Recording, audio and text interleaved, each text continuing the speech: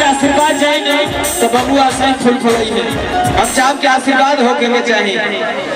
सोहर के मतलब हो कि मोहर है भैया। हम जावा लोग आज परिवार खातिर हमन कायल बनी जा तो बबुआ के आशीर्वाद दे ही के जाए जाए तो आशीर्वाद यहाँ से मिले के चाहिए। बाबूजी से ही शुरुआत हुई। आप गढ़ाई हम चाहते कि आपके ही आशीर्वाद से वो कलाकार लोग के सम्मान हुई है। मन से बड़का पापा हुए हाँ बाबा तो बाबा 101 रुपया तो पापा 5001 रुपया काहे ना दिए जी।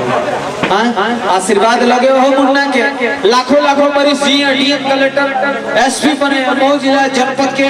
नाम रोशन करे मगर कहना ना कैसे और की कहा मेरा मुझे जन्म ले और तक हवा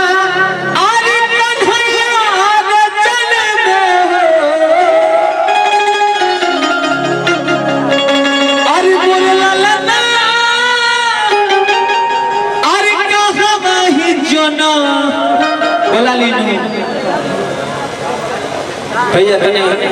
दो चार दिन लिखने के और नैना जी सोनी जी वेट अच्छा आओ वेलकम बा स्वागत बा अभिनंदन बा। अभी लोग ड्रेस चेंज करता तो दो लोग के बोला के काम करा तो नहीं और पूरा प्यार चाहिए कि कहां में राम चिचन मोलता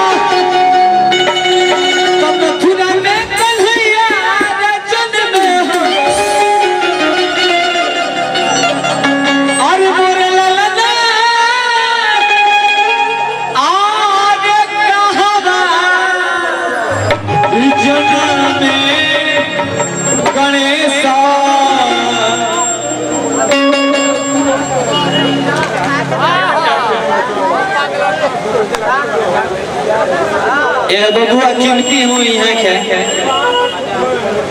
50,000 से कम कोई नहीं छवर ना ले। जिला के कोने कोने से सारे कलाकार लेके बढ़ जाए केवल एक आदमी लेके बढ़ जाए गरिमा जी आप बबुआ के लेके बढ़ जाए और सबका आशीर्वाद आई। देखिए राम मर्यादा पुरुषोत्तम प्रभु श्री रामचंद्र जी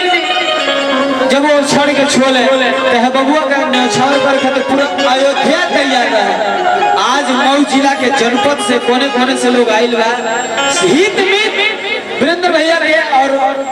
नागेंद्र भैया के सबके परिवार के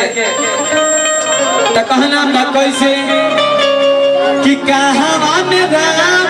चिचना बोले तो मथुरा में कन्हैया जन्म हो। पैसा आप लोग ने बबुआ के उलझे के काम कलाकार हमार देखे वो कलाकार चाहे वो नाचे वाला होगा एगो पवरिया होगा सब आशीर्वाद देला तो हमन के हम पद हो भाई। ए बाबू के जोड़ी बनल है मालिक असई बनल रहा दूध पियावत रहा गरिमा जी कि कहां में राम चिचन बोले मथुरा में कन्हैया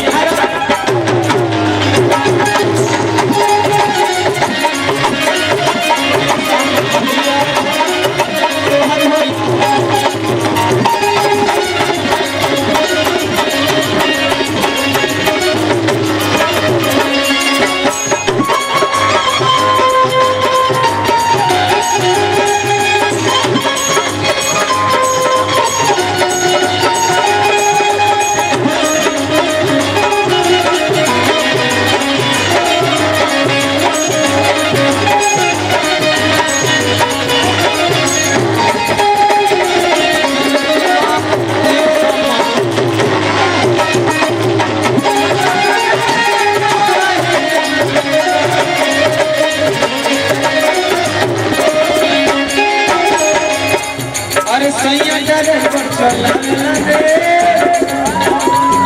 छोड़ के जवानी में जय गया के मने है जले के बैठी आई है जब पूरा आशीर्वाद रखो जेके देव कही है बबुआ के ओई के यही जो दे और यहाँ के पापा जी 20-20 रुपया से काम करिए ये मर दे हमारी कहता हमारी दे दी 1 रुपया हुआ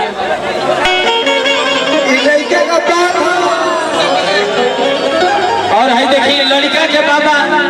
देवचंद यादव जी हमार मन छुआ दे देवचंद यादव जी 201 रुपया का प्यार दुलार से आशीर्वाद जोरदार ताली होके के चाहिए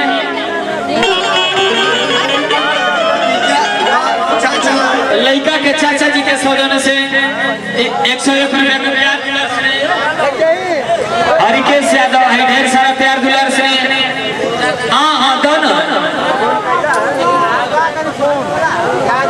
और यही देखिए 1000 रुपया का प्यार दुलार से रोज रोज बबुआ ना हमें के दरवाजे हैं यहाँ के का लागो